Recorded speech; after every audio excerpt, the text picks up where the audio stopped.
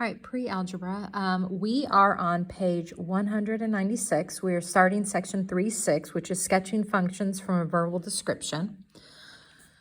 All right, so go ahead and open your books up and follow along with me. What we're going to be doing is trying to figure out how can we sketch a graph just by given words.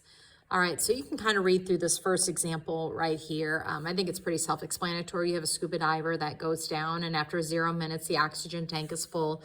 But after 22 minutes, they check it, and it is half full. So what they want you to do at 0 minutes, full, 22 minutes, half full, is come over here to a graph, and you're going to sketch it.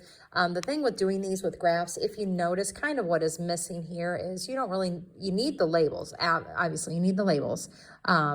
But you don't necessarily need to put numbers here.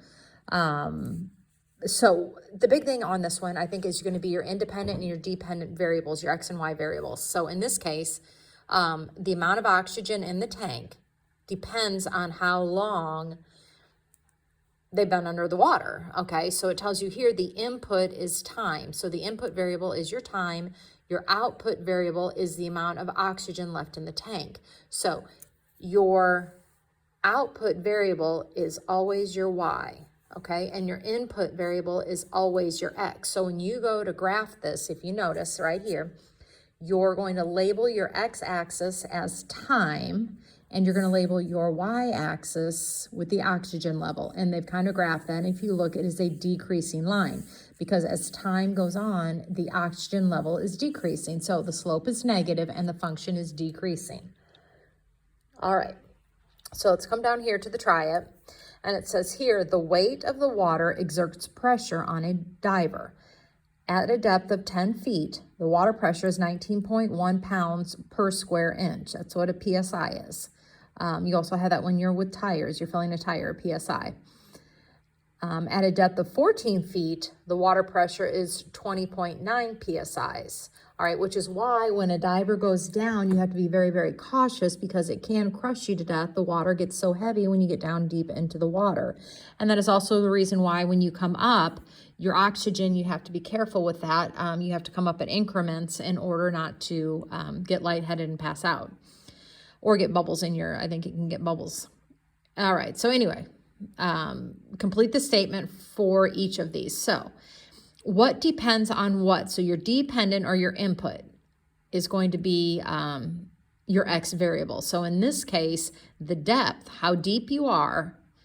So your water pressure depends on your depth. So you're going to keep diving, and your water pressure changes with the depth. So your input variable is going to be the depth. Okay, it's the depth you are in the water, and that is going to be in feet. All right, and your output variable is going to be the amount of pressure exerted on you. Okay, and if pressure is pounds per square inch, which is PSI. Okay, so when you come over here, this is your X-axis, so you're going to put here your depth in feet.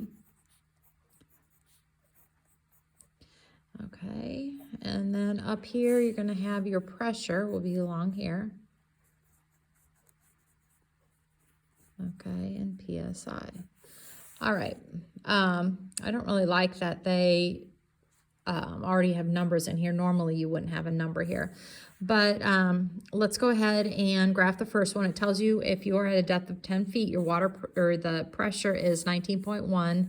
So I'm going to assume this one is 10. Let's do this. Let's make this 10, this 20, this 30. It's going to help us out. And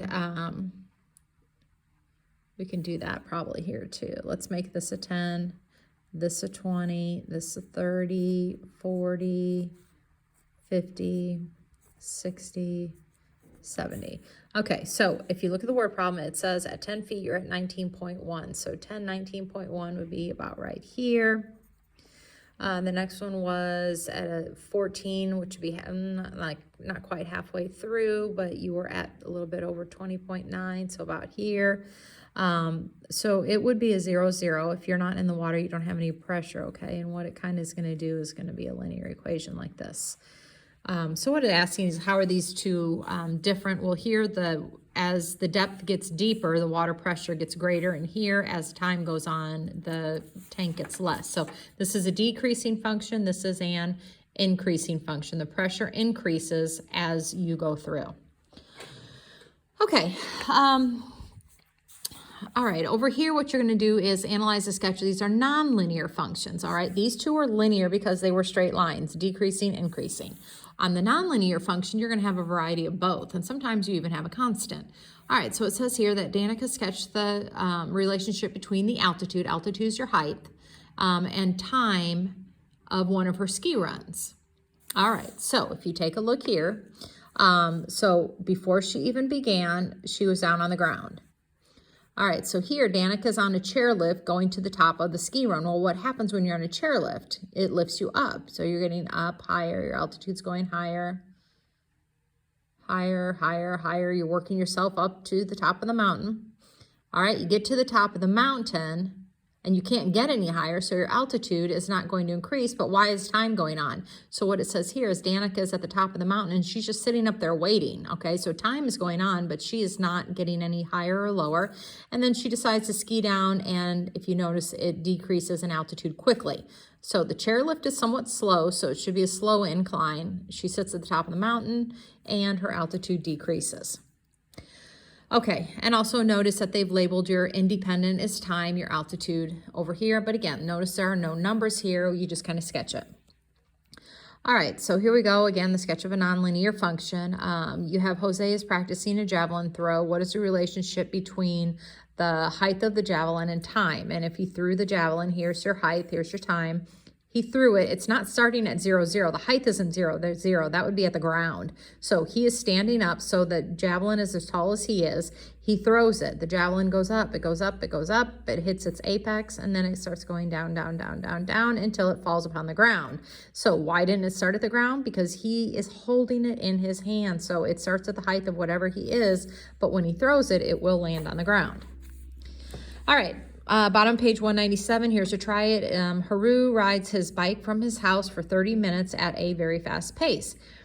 He stops to rest for 20 minutes and then he continues in the same direction at a slower pace for 30 more minutes. Sketch the graph of the relationship of Haru's distance from his home over time. So your first job is to pick the two variables. Well, they have that for us. They have time in minutes and distance in miles. All right, so where is he start? We're doing, remember, the distance from his house. So we want to know the relationship, the distance from his home over time. So where is he starting? Well, he's starting at his house, which means his distance from his house is nothing. All right, for 30 minutes, he rides at a fast pace. So if he's riding at a fast pace, the distance from his house is going to get greater pretty quick. All right, so he's riding away from his house. All right, but then it says he stops to rest for 20 minutes. So while he's sitting there resting, time is going on, but the distance he is getting away from his house doesn't change because he's just sitting there. Then it says he continues in the same direction at a slower pace. So if he continues in the direction he was going, he was riding away from his house. He rested. Now he's going to continue to ride away from his house, but he's going to go at a slower pace. So the distance won't be quite increasing as much as it was. All right, but he is going away from his house still. Had he rested and then rode home, then we would have gone down this way, but he was continuing to go this way. So we're done. He never, in our problem, he never returned back to home. So we would not ever have this turning to come back to his house. So that would be the end of that sketch. All right, turn over to page 198 and we'll go through a couple of these. So you're talking about the plant growth. It says a class plants a tree and it sketches a graph of the height over time. So identify the two variables. Well, the two variables are time. That's your independent, your x, and that is if you look in years. And the second variable, which is your y, is going to be its height. And if you can tell, the height is in feet. Okay, how can you describe the relationship between the two variables? Well, what is happening to the tree over time? It's growing, so the height is increasing as time is also increasing. All right, so what would happen is they bought the tree when it was at 3 feet, so the time would be 0. You should label your height here. You should label time here. And we're going to start at 3 feet. And then after 3 years, it was at 7 feet. So it would be up here. Okay, and then there's your linear. Now, at some point, the tree will level out and won't grow anymore, but that's how that one looks.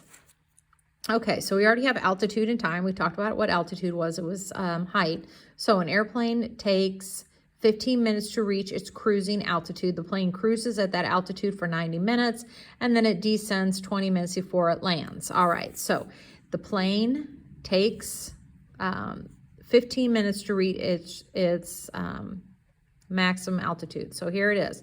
The plane takes off. About 15 minutes has passed. It reached its high altitude. Again, I don't have numbers here, so you choose where you want it to stop. We're going to stop it here. And then it cruises at that altitude for 90 minutes. Well, if this is 15 minutes, and 90 minutes is quite a bit longer. So it's not changing. It's at its cruising. That means it's not going up or down. It's staying at its cruising height. All right, and then it says it starts descending for about 20 minutes to come down. I'm gonna run right off my paper here. All right, and the plane comes down and then it finally lands, so you would stop here on the x-axis. All right, your homework will be on Google Classroom. It is page 199 and 200. If you have any questions, just get in touch with me.